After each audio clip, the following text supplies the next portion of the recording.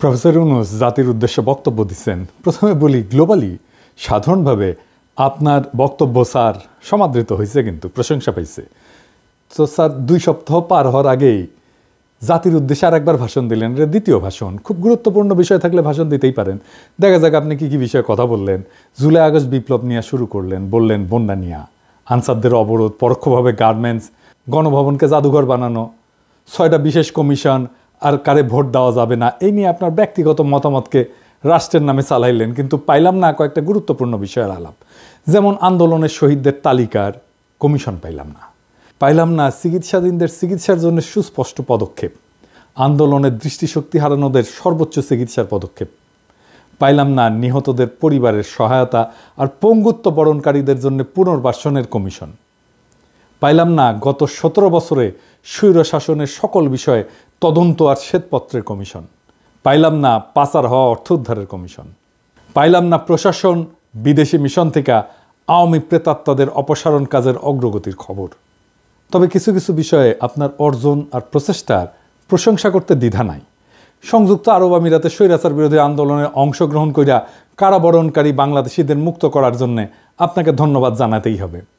China আর রাশিয়ার সাথে আমাদের ঋণের সুদহার কমানো আর পরিশোধের সময় বাড়ানোর আলোচনা আর একটা ভালো পদক্ষেপ।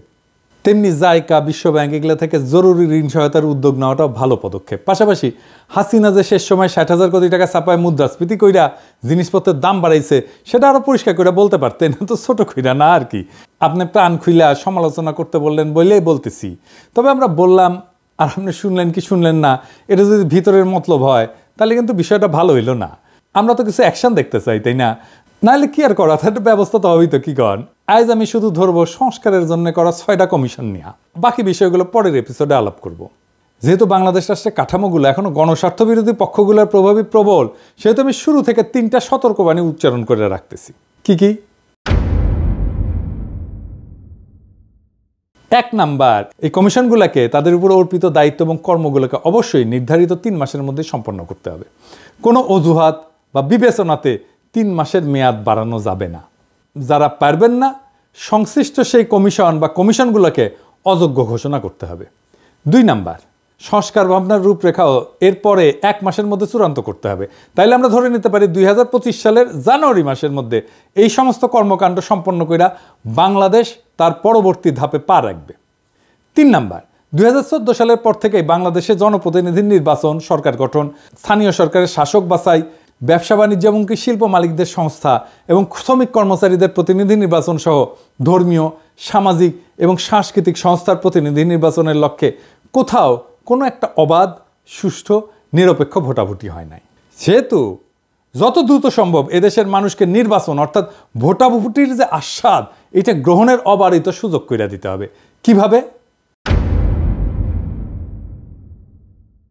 সেই লক্ষ্যে নভেম্বর মাস থেকে সারা দেশে কলেজ, বিশ্ববিদ্যালয়গুলোর ছাত্র সংসদ নির্বাচন আয়োজন এবং অনুষ্ঠানের মাধ্যমে ভোটাভুটির চর্চাকে কেন্দ্র কইরা মহানন্দের রাজনীতি এবং সাংস্কৃতিক উৎসবে ভোটাধিকার বঞ্চিত সকল তরুণ তরুণী, যুবক যুবতীদের টাইনে আনতে হবে। আমাদের ভুলে গেলে চলবে না, দেশের জনসংখ্যার প্রায় অর্ধেক 32 থেকে 33 বছর বয়স পর্যন্ত যাদের বয়স, তারা এখনও একবারও অবাধে, সুষ্ঠু এবং নিরপেক্ষ পরিবেশে অনুষ্ঠিত কোনো নির্বাচনে ভোট দেওয়ার সুযোগ পায় নাই। সব সাধুকে সাবধান করে আমরা বলতে চাই, বাংলাদেশে জুলাই আগস্ট বিপ্লবের মাধ্যমে যে গণজাগরণ সৃষ্টি হয়েছে তাকে তুচ্ছ ভাবার স্পর্ধা দেখাবেন না। এটা ফ্যাসিবাদ, স্বৈরতন্ত্র, পরিবারতন্ত্র, বড়লোকিপনা, এলিটপনা, এনজিও নেতাদের আভিজাত্যাভিমান এবং ইসলাম বিদ্বেষ এবং পশ্চিমা শক্তির অনুরাগ, এই সমস্ত সহ সকল ধরনের ক্ষমতা কুক্ষিগত করার হীন সংকীর্ণ গণস্বার্থবিরোধী কার্যক্রম প্রতিরোধ কইরা বিজয়ী হয়েছে।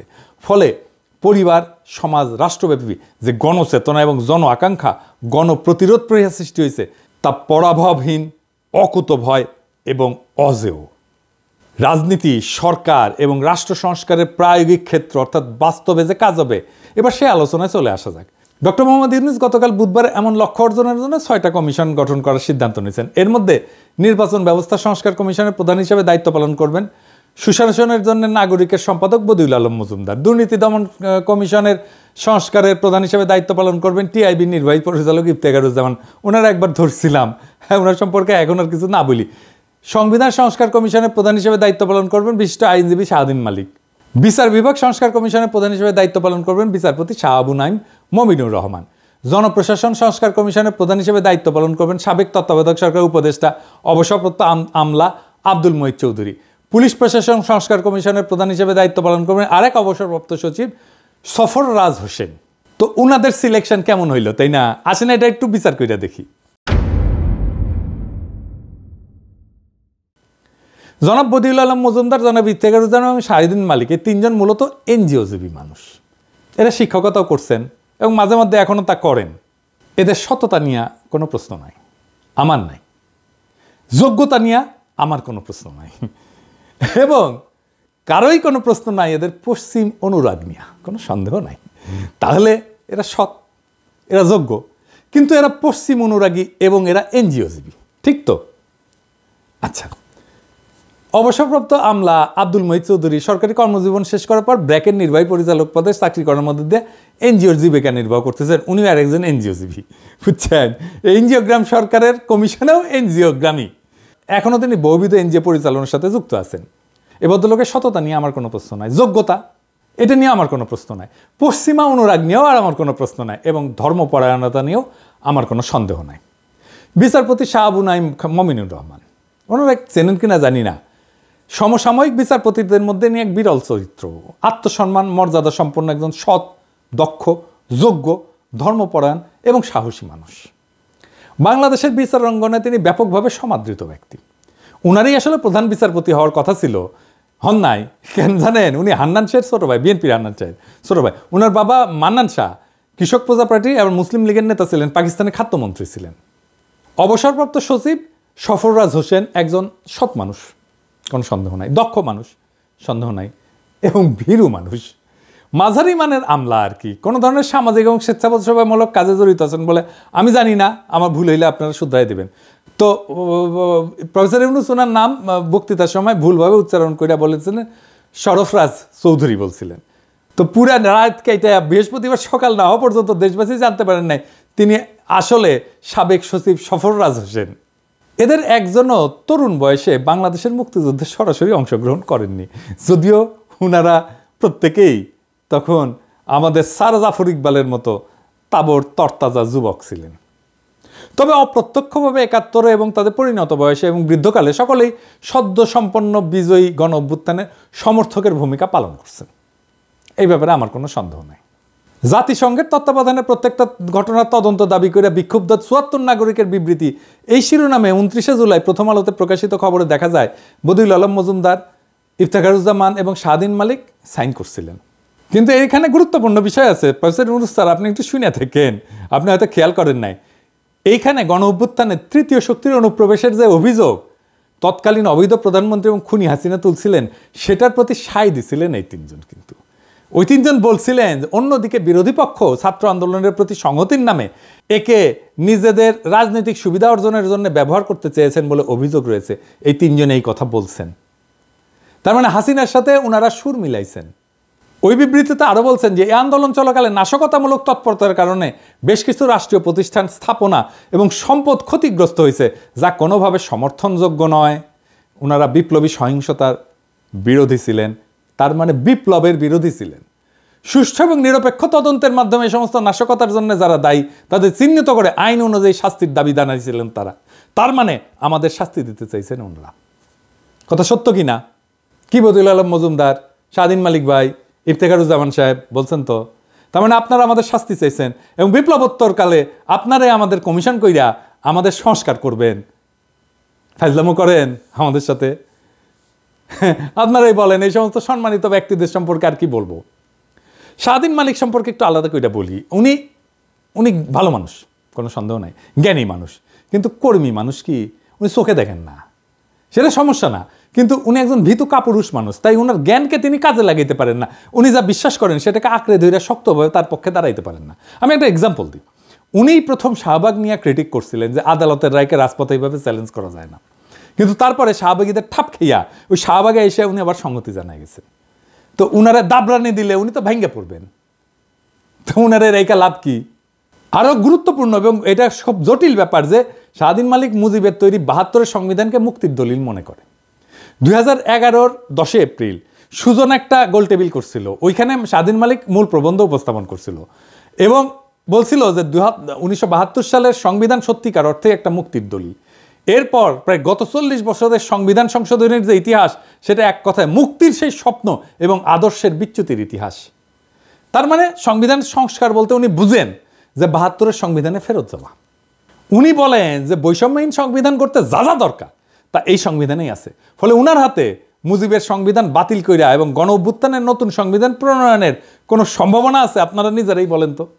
তবে নির্বাচন ব্যবস্থা সংস্কার কমিশন এবং দুর্নীতি দমন সংস্কার কমিশনের সিংহভাগ কাজই 11 সরকারের আমলে সম্পন্ন করা হয়েছিল এবং এই নীতিমালা এবং আইন সংস্কারের কাজ তখন অনেকগুলোই গুছায় রাখা হয়েছিল।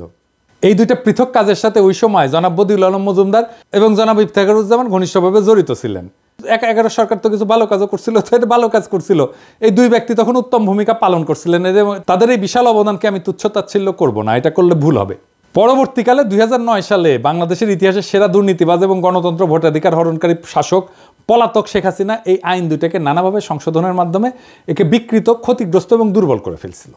তবে কোথায় কতটুকু অঘটন সে ঘটাইছে তা মনোনীত এই দুই কমিশনের বিজ্ঞ চেয়ারম্যানদের প্রথম পাঠেই বুঝতে পারবেন। ফলে এই দুইটা ক্ষেত্রে সবকিছু দ্রুত সংশোধন কইরা ভালোভাবে সংস্কার প্রস্তাব উত্থাপন করতে তাদের খুব বেশি সময় লাগবে না, 2 মাসও লাগবে না। যদি না তারা ওনাদের যে জীবিকা, এনজিও জীবিকা, এটার মৌলসূত্র অনুসরণ করে এই কাজে বিদেশি সংস্থাসমূহের অনুদান নিয়ে এতে ব্যাপক ভিত্তিক বিশ্বমানের একটা সংস্কার দলিলে পরিণত করার লোভ থেকে মহাপ্রকল্প ব্যবসায় জোড়ায় যায়, তাহলে অন্য কথা আর কি। আর একটা গুরুত্বপূর্ণ বিষয়ে আসি, সংবিধান প্রসঙ্গে। গণ অভ্যুত্থানের নেতৃত্ব প্রদানকারী শিক্ষার্থীদের অভিপ্রায় অনুযায়ী সম্প্রতি একটা নাগরিক কমিটি গঠিত হয়েছে, আমরা সবাই জানি। এটা কর্মসূচি দিছে। 8 নম্বর কর্মসূচিতে বলা হয়েছে যে গণপরিষদ গঠন করে গণভোটের মাধ্যমে নতুন গণতান্ত্রিক সংবিধান তৈরির জন্য গণ আলোচনার আয়োজন করা হবে, তাই না? বলছে না? এইখানে প্রফেসর ইউনূস সংবিধান সংস্কার কমিশন যখন গঠন করে ফেললেন, তখন বোঝা যায় এখন তিনি আর আন্দোলনে বিজয়ী শিক্ষার্থী, তরুণ, এই যুব সমাজের মতামতের ধার ধারেন না। ঠিক তো? তার মানে তারা যেটা বলছিল গণপরিষদ গঠন করে গণ আলোচনা করে, সেটা তো উনি ধার ধারলেন না। তাইলে বাংলাদেশের রাজনীতি নিয়ে তো উনিও একটা স্বৈরাচারের মতো আচরণ করলেন, তাই না? উনি তো কারো কথা শুনেন না, এমনকি উনি ছাত্রদের কথাও শুনলেন না, তাই না? তো যে যায় লঙ্কায় সেই হয় রাবণ। উপনিবেশিক ব্রিটিশ শাসনের স্বার্থানুকূল আমলাতন্ত্রের আদলে গড়া পাকিস্তান সিভিল সার্ভিসের গর্বিত অফিসার বাংলাদেশ সরকারের সাবেক সচিব আব্দুল মুহিত চৌধুরীর পক্ষে কি কোনো প্রগতিশীল সংস্কার ঘটানো সম্ভব? তার কোনো ক্রিটিক্যাল ভিউ আছে এই ব্যুরোক্রেসির ব্যাপারে? তো তার নেতৃত্বে জনপ্রশাসনে কি সংস্কার করবে তো বুঝেই না। ওই তো এই ব্রিটিশ আমলাতন্ত্র নিয়ে মুগ্ধ হয়ে বসে থাকে। আচ্ছা, প্রশাসন ক্যাডারের অফিসার অবসরপ্রাপ্ত সচিব সফররাজ হোসেন পুলিশ প্রশাসনের সংস্কার কমিশনের প্রধান হিসেবে সফলভাবে কাজ করতে পারবেন? উনি কি পুলিশ তো এখন একটা বিশাল বড় প্রতিষ্ঠান, সেহেতু পুলিশের কোনো অবসরপ্রাপ্ত সৎ, দক্ষ, যোগ্য, সম্মানিত কর্মকর্তাকে এই কমিশনের প্রধান হিসেবে দায়িত্ব দেওয়া উচিত ছিল। এখন প্রেসিডেন্ট ইউনূস কইতে পারেন এমন লোক খুঁজে পাই না, তাহলে যদি খুঁজে না পাওয়া যায় তাহলে একজন বিচারপতিকে উল্লেখিত কমিশনের চেয়ারম্যান করলে ভালো হইতো না? একজন আমলা যার পুলিশ সম্পর্কে কোনো অভিজ্ঞতাই নাই, তারে কমিশনের চেয়ারম্যান বানায় দিচ্ছে। বলেন তো, আপনারা তো দেখছেন, আমি একটা পুলিশের নিয়ে একটা এপিসোড করেছিলাম। উনি কি এই জিনিসগুলো জানেন? জানেন না। তো আমার মতো একজন সামান্য ইউটিউবার যে জিনিস জানে সেটাও তো উনি জানেন না রে ভাই। বিচার বিভাগ, জনপ্রশাসন বিভাগ, আইন শৃঙ্খলা, জননিরাপত্তা বিভাগের পাশাপাশি রাষ্ট্রের চতুর্থ গুরুত্বপূর্ণ প্রতিষ্ঠান হচ্ছে বাংলাদেশের সশস্ত্র বাহিনী। এই দীর্ঘ 15 বছরের ফ্যাসিবাদী শাসনে এর অন্তর্গত বাহিনীসমূহে ব্যাপক ক্ষতিগ্রস্ত হয়েছে। তাদের অনেক কর্মকর্তা খুন, গুম, দস্যুতা, দুর্নীতি সহ নানা গণবিরোধী কাজে জড়ায় পড়ছেন। নৈতিকতা ও নেতৃত্ব শূন্যতায় ভোগা এইরকম বাহিনীতে ব্যাপক সংস্কার প্রয়োজন। সেই জন্যে সশস্ত্র বাহিনী বিষয়ে একটা সংস্কার কমিশন গঠন করা জরুরি ছিল। প্রফেসর ইউনূসের গত 1 মাসের দীর্ঘ শাসনের অবস্থা দেখে মনে হয় তিনি সশস্ত্র বাহিনীর বর্তমান নেতৃত্বের সাথে একটা আপোষ রফা করে তাদের পরামর্শ মেনে কাজ চালিয়ে যাচ্ছেন। সশস্ত্র বাহিনী বিভাগে জরুরি, প্রয়োজনীয়, গুরুত্বপূর্ণ সংস্কার সাধনের প্রস্তাব করা বা উদ্যোগ নেওয়ার কোনো সাহস তার নাই। কিন্তু বলেন আয়নাঘর কে করছে, তাই না? র্যাব যে স্যাংশন খাইলে ওটার অফিসার কারা ছিল? আর এই আর্মি তো রাস্তায় গুলি করছে, তাই না? আমাদের বিপ্লবের সময় জাতীয় প্রতিরক্ষা এবং দেশের সার্বভৌমত্বের বৃহৎ স্বার্থের বিষয়টা বিবেচনায় না হইলে প্রতিরক্ষা বাহিনী সংস্কার কমিশন গঠন করা এটা অতি জরুরি একটা কাজ ছিল। 12 বছর দীর্ঘ রক্তক্ষয়ী সংগ্রামের মাধ্যমে ফ্যাসিস্ট দুঃশাসনের অবসান ঘটানো এই বিজয়ী গণ অভ্যুত্থান বাংলাদেশের সমাজ, সংস্কৃতি এবং রাজনীতিতে বেশ কিছু ঐক্যমত সৃষ্টি করছে। একইভাবে রাষ্ট্র, সরকার, রাজনীতিকদের বেশ কিছু প্রবণতা, আচরণ এবং কার্যক্রমকে দেশবাসী অগ্রহণযোগ্য, ক্ষতিকর হিসেবে চিহ্নিত এবং খারিজ করছে। গণসংগ্রাম এবং আত্মত্যাগের এই দীর্ঘ পথ পরিক্রমায় নানান পর্যায়ে অংশগ্রহণকারী ছোট বড় সকল পক্ষের সঙ্গে আলোচনা কইরা লড়াইয়ের ময়দান থেকে উদ্ভূত, বিকশিত এবং গঠিত ঐক্যমতগুলা এবং এর বিভিন্ন শর্তসমূহ লিপিবদ্ধ করা একটা জরুরি দায়িত্ব প্রফেসর ইউনূসের। এরকম সকল গণসম্মতি চিহ্নিতকরণের জন্য একটা কমিশন গঠন করা প্রয়োজন। এর মূল কাজ হবে গণতন্ত্র এবং অধিকার আন্দোলনের অংশগ্রহণকারী সকল রাজনৈতিক দল, গ্রুপ, ছাত্র, নাগরিক সমাজ, সামাজিক পক্ষ এবং সংস্থার সক্রিয় সকল অংশীজনকে, যাকে স্টেক হোল্ডার বলি, এদেরকে অন্তর্ভুক্ত করে একটি জাতীয় ঐক্যমতের সনদ প্রণয়ন করা। প্রফেসর ইউনূসকে এটা করবেন। আচ্ছা, প্রফেসর ইউনূসকেই বলি। আচ্ছা প্রফেসর ইউনূস, এই যে আপনি একটা কমিশন করলেন, কতগুলো ভুল করেছেন দেখেছেন। এই ভুলগুলো কেন হচ্ছে জানেন? আপনার ভুলের কারণ আপনি কিছু মনে করেন না স্যার, একটু ছোট মুখে বড় কথা বলি আর কি, কারণ আপনাকে তো আমি ব্যক্তিগতভাবে চিনি। এর ভুলের কারণ হচ্ছে আপনার প্রেজুডিস। আপনার প্রথম প্রেজুডিস হচ্ছে এলিটদের প্রতি আপনার এক অন্ধবিশ্বাস। আমি এক্সাম্পল দিই, ডক্টর কামাল হোসেনের বিষয়ে আপনি অবসেসড, এরকম আপনি অনেকের বিষয়ে অবসেসড। আমি যতজনকে দেখাইলাম সবগুলোই তো এলিট। আপনি এনজিওর বিষয়ে অবসেসড। আপনি কামাল হোসেনের গণফোরামের প্রতিষ্ঠা সম্মেলনে আপনি গিয়া প্রধান অতিথি বক্তব্য দিয়েছিলেন না, আবার আপনারে উনি পলিটিক্সে ঢুকাইছিল না, আবার কেটে পড়ছে পিছে থেকে। আচ্ছা একটা কথা কন তো স্যার, এই যে কামাল হোসেন যে বালচিউন, যে কিছু জানে না, এটা নিরেট মাকাল ফল, এটা আপনি বুঝেন না? এটা কইতে চান? এটা আমার বিশ্বাস করতে হবে আপনি ঠিকই জানেন, কিন্তু মানেন না। উনার সাথে 10 মিনিট কথা বললে একজন আক্কেলওয়ালা মানুষ বুঝে যাবে উনি কি মাল। এই যে ফ্যাসিবাদ তৈরি হলো, এটাতে উনার দায় আছে না? একটা সংবিধান লিখেছে নানা জায়গা থেকে টুকলিফাই করিয়া, সেটা অসংখ্য জায়গায় স্ববিরোধিতায় ভর্তি। এই আপনি সংবিধান পড়ছেন স্যার, আপনি পড়িয়া দেখেন তো, ওইটার মধ্যে কতগুলো জায়গায় স্ববিরোধিতা আছে। এটা কে লিখছে? উনি লিখছেন তো। তা আপনি কেন জিগান না? ওনারা এত গুরুত্ব দেন কেন? যে সংবিধান থেকে জন্ম নিচ্ছে ফ্যাসিবাদ, তাও আপনি বুড়া মাথা মোটা এলিটদের সার ছাড়তে পারেন না। ধরেন আপনি এই যে কমিশনগুলো গঠনের আগে যদি কয়েকজনের সাথে আলাপ টালাপ করে নিতেন, মানে আপনার অপদার্থ উপদেষ্টার সাথে না, যারা পিছিয়ে মুজিবের ছবি লাগায় বন্দনা করে তারা না, এই আন্দোলনের যারা স্টেক হোল্ডার তাদের সাথে যদি আপনি আলোচনা করতেন, আপনার পরিকল্পনাটা সুন্দর হইতো না? আপনার তো নিজের আলাপের দরকার নাই, আপনি বইলা দিলেই তো আলাপ করে ফেলে। ধরেন আপনি তো আমারও রিস্ক করতে পারতেন, কারে দিয়ে রিস্ক করতেন সেটা তো আপনি জানেন। আর আমি লিখে দিতাম আপনার প্রপোজাল, নামধাম রেশনাল দিয়া, যুক্তি তর্ক দিয়া, যে কেন উনাকে করতে হবে। আপনি না নেন আমার প্রস্তাব, কিন্তু একটা আপনার অল্টারনেট ভিউ পাইতেন তো আমার কাছ থেকে, পাইতেন না? হ্যাঁ, তো আপনি করলেন না কেন? আপনার তো সময় যাইতো না, কারণ আপনি মানুষ বলেই মনে করেন না আমাদেরকে। আসলে আমরা তো এলিট না, তাই না? বগুড়া ভাষায় কথা বলি তো, সেই জন্য আমাদের পাত্তা দেন না। তা আপনার উপদেশটা তো আপনারা ভালো পরামর্শ দিতে পারতেছে না, আমাদের সাথে তো আলোচনা করতে আপনার ভালো লাগবে না, আমরা তো এলিট না। তা আমরা তো সাহায্য করতে চাই, সাহায্য নেন না কেন? আমি সিরিয়াসলি জানতে চাই আপনি নেন না কেন? আপনার বক্তৃতার খুঁটিনাটি নিয়ে আমি আর একটা এপিসোড করব, কিন্তু আপনার দোহাই লাগে আপনার কাজের পদ্ধতি পাল্টান। এটা পলিটিক্স, এটা সামাজিক ব্যবসা বা গ্রামীণ ব্যাংক না স্যার। এটা জাতির ভবিষ্যৎ যুক্ত আছে এটার সাথে। মেহরবানি করে এই জাতিকে বিপদে ফেলায়েন না। এমনিতে আপনার উপদেষ্টাদের নিয়ে আমরা হতাশ, আপনারে নিয়ে হতাশিতে দিয়েন না স্যার, আপনার পেলিজ লাগে। এটা বিপ্লব করছি নষ্ট হইতে যাওয়ার জন্য না, এই বিপ্লব আমরা টিকায় রাখবো এবং আপনারে এই বিপ্লব টিকায় রাখতে হবে। এই দায়িত্ব আপনাকে পালন করতেই হবে, আপনি দায়িত্ব নিয়েছেন, পালন করতে হবে এবং আপনি যেন সর্বোচ্চ ফলাফল নিয়ে আসতে পারেন, সেই জন্য আমাদের এই কনস্ট্যান্ট ওয়াচ রাখতে হবে এবং আপনাকে সমালোচনার মধ্যে রাখতে হবে। এটা আমরা রাখবো, এটা আমাদের দায়িত্ব, কারণ দেশ আমাদের সবার। ইনকিলাব জিন্দাবাদ।